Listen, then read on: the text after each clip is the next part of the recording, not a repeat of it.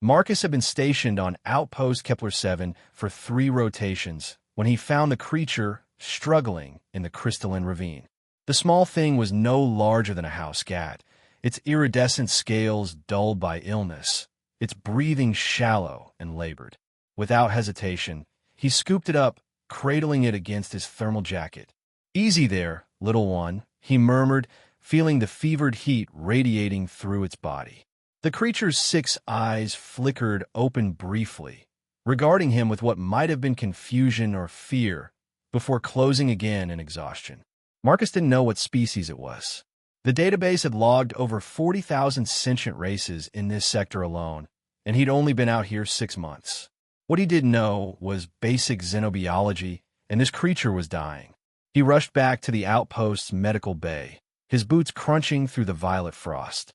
What Marcus couldn't have known, what no human could have known, was that the ravine was actually a sacred breeding ground. The crystalline formations weren't geological features, but carefully maintained nurseries. And the small creature dying in his arms wasn't just any hatchling.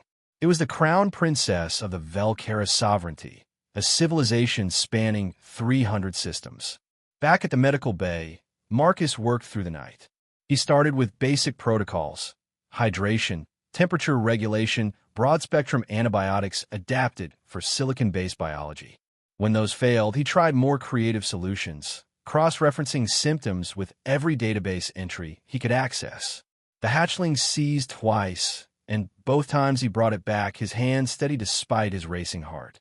"You're a fighter," he told the creature as dawn broke over Kepler-7's twin suns. "Just like us humans. We don't give up either." By the 3rd day, the hatchling's scales had begun to brighten. Its eyes opened more frequently, watching Marcus with an intelligence that made him increasingly certain this was no mere animal. He talked to it constantly, explaining what he was doing, sharing stories about Earth, about his sister's kids back home. On the 5th day, the ships arrived. Marcus was hand-feeding the hatchling a nutrient paste when the outpost's alarm screamed to life. Through the viewport, he watched as a fleet of vessels materialized from quantum space, sleek, massive, and undeniably military in bearing. His communication console erupted with warnings and hails in languages his translator struggled to process. Then they came through the airlock. The Velcara warriors stood nearly 8 feet tall, their adult scales gleaming like polished armor, bioweapons integrated into their very physiology. Marcus instinctively stepped in front of the hatchling, though he knew his sidearm would be useless against such beings. The lead warrior stopped, her crest flaring in what Marcus's xenopsych training suggested was shock. She made a series of clicks and whistles, then switched to accented but clear English. "You saved the princess?" Marcus blinked. "Princess."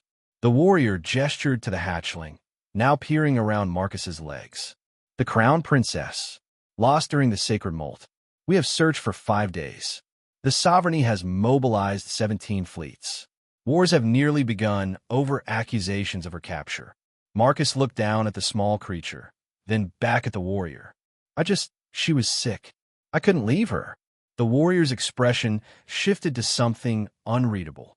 "You could not leave her," she repeated slowly. "A human, who did not know her identity, who did not know her value, who risked nothing for gain." "Of course not," Marcus said, confused. "She needed help." The warrior was silent for a long moment. Then she lowered her bioweapon and placed her clawed hand over her chest in what was clearly "The sovereignty," she said carefully, "does not forget debts of royal blood. You have given us our future. We shall give you ours." Marcus didn't understand the full implications then.